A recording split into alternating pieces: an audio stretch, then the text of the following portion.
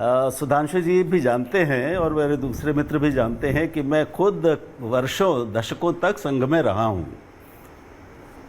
एक संघ में शब्द आता है संघायु, तो मेरी खासी रही, अब नहीं हूँ लेकिन रहा हूँ, तो थोड़ा बहुत संघ को मैं भी जानता हूँ। एक समय था जब संघ प्रमुख अलग अलग जगहों पर अलग अलग श्रोता वर्गों के लिए अलग अलग बातें और कहते थे और संदेश देते थे, लेकिन इस समय ये कल्पना करना या ये कहना या मानना कि सरसंघ चालक कहीं भी बोलते हैं बंद कमरे को छोड़कर, जहाँ पर मीडिया होता है, जहाँ पर सोशल मीडिया होता है, जहाँ रिकॉर्ड की जाती है, जहाँ प्रसारण होता है उनके भाषण का, तो वो संदेश पूरे समाज के लिए होता है, वो केवल स्वयंसेवकों के लिए नहीं होता। तो ये पहली बात तो ये मेरी असहमति है। और मैं समझता हूँ कि दो चीज़ों को ध्यान में रखना चाहिए। एक तो भागवत जी ने जो कहा उसका संदेश तो बहुत ही स्पष्ट है सरकार और बीजेपी के लिए, सभी के लिए है, लेकिन विशेष तौर पर इनके लिए। और ऑर्गेनाइज़र क्या है हम सब जानते हैं, मुझे कहने की ज़रूरत नहीं है। हमारे और सुधांशु जी के मित्र रतन शारदा जी का एक बड़ा लेख, बहुत सुंदर लेख छपा है, उसमें साफ साफ कुछ बहुत खरी खरी बातें कही गई हैं, जिसमें एक ये भी था कि भाई इस बार बीजेपी के लोगों ने, नेताओं ने संघ के स्वयंसेवकों के पास जाकर उनका सहयोग लेने की भी ज़रूरत नहीं समझी। मुझे याद आ रहा है नड्डा जी का एक इंटरव्यू में कही गई बात कि अब संघ की उतनी ज़रूरत, शायद उनका भाव ये था कि बीजेपी को नहीं रही। मैं समझता हूँ कि भागवत जी के इस भाषण को बहुत महत्वपूर्ण है, उसको थोड़ा ज़्यादा गहराई और गंभीरता से हमें उसका विश्लेषण करना चाहिए।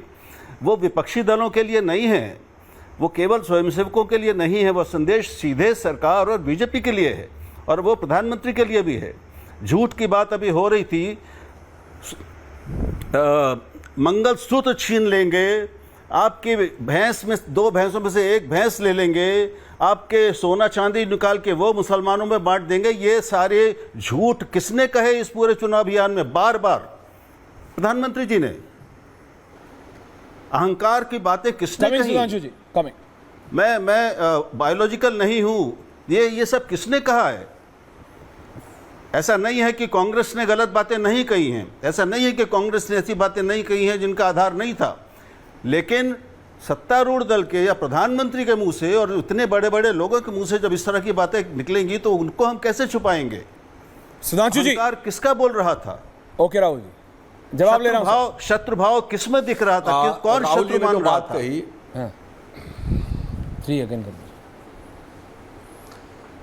देखिए, मैं सिर्फ 2 फैक्ट रखना चाहूंगा, विद्वान लोग हैं, दर्शक स्वयं समझ सकते हैं। जो इन्होंने कहा झूठ की बात, तो माननीय प्रधानमंत्री जी ने कुछ झूठ बोला, बहुसंख्यकवाद को नहीं चलने देंगे, ये किसके घोषणा पत्र में लिखा था? यानी एंटी हिंदू स्टांस तो साफ हो गया ना, बहुसंख्यकवाद के खिलाफ। अब आइए, संपत्ति का सर्वे कराएंगे, राहुल गांधी ने अनेकों बार बोला, और फिर हम देखेंगे किसके पास कम है किसको ज्यादा। इनहेरिटेंस टैक्स की बात हुई। अब विरासत एक सिविल लॉ है, और सिविल लॉ के लिए मुसलमानों का पर्सनल लॉ है। तो मेरे कांग्रेस के लोग बता दें कि भाई वो यूनिफॉर्म सिविल कोड होगा, यानी सबकी संपत्ति का विरासत पे सरकार दावा करेगी, या सिर्फ एक के विरासत पे दावा करेगी, बाकी तो पर्सनल लॉ से प्रोटेक्टेड रहेगा?